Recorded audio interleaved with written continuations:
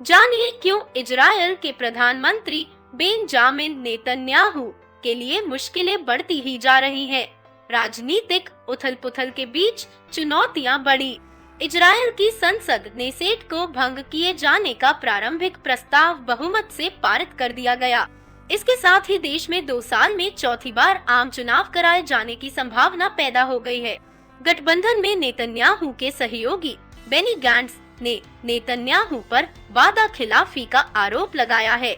अगर आप हमारे चैनल पर नए हैं तो लाइक, शेयर और सब्सक्राइब करना ना भूलें। गेंज ने कहा है कि वे संसद में सरकार के खिलाफ वोट करेंगे और अब बेहतर यही होगा कि देश में नए चुनाव कराए जाएं। इजराइल में एक बार फिर राजनीतिक संकट खड़ा हो गया है और ऐसा माना जा रहा है कि ये प्रधानमंत्री नेतन्याहू के शासन का अंत है।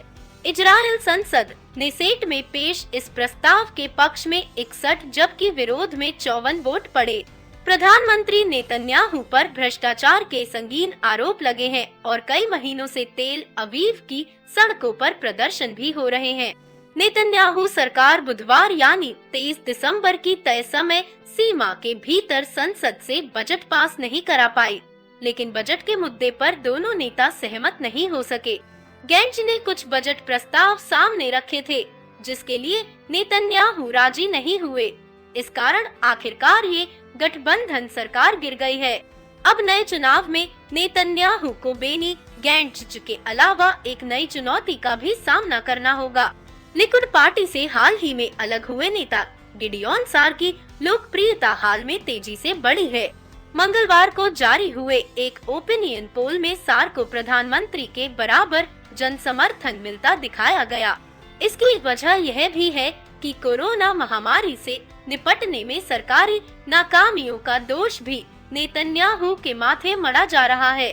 नेतन्याहू पर भ्रष्टाचार के गंभीर मामले पहले से चल रहे हैं। गेंज ने मंगलवार रात आरोप लगाया कि जब से सरकार बनी है तभी से नेतन्याहू गठबंधन के वादे नहीं निभा रहे। गेंज ने कहा, अगर यही हाल रहा तो आगे साथ चलना मुश्किल होगा। बेनी ने कहा, गठबंधन सहयोगियों को पता होना चाहिए कि उनका नेता क्या कर रहा है। गेंज देश के रक्षा मंत्री हैं। उनके मुताबिक वे नहीं चाहते कि सरकार फौरन गिर जाए। गेंज की ब्लू एंड व्हाइट पार्टी ने सरकार भंग करने के समर्थन मतदान किया है।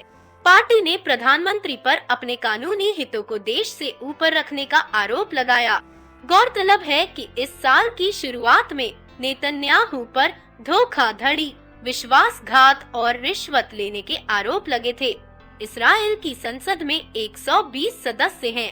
बहुमत पाने के लिए 61 सदस्यों के समर्थन की जरूरत होती है, इसलिए गठबंधन सरकारें बनती रही हैं। अब एक नई पार्टी के मैदान में आ जाने से चुनाव नतीजों में और अनिश्चितता की संभावना जताई जा रही है। हाल के समय में देश में कई धार्मिक और उग्र राष्ट्रवादी पार्टियों की लोकप्रियता भी बढ़ी है। नेतन्याहू करेंगे वापसी। 103 एफएम की तरफ से किए गए हालिया सर्वे में नेतन्याहू की लिकुड पार्टी के सबसे ज्यादा सीटें आने की संभावना जताई गई है। कहा जा रहा है कि पिछले चुनाव के मुकाबले उन्हें ज्यादा सीट मिल सकती है। ऐसे में ये देखना दिलचस्प होगा कि नेतन्याहू सरकार बनाने में कामयाब हो पाते हैं या नहीं।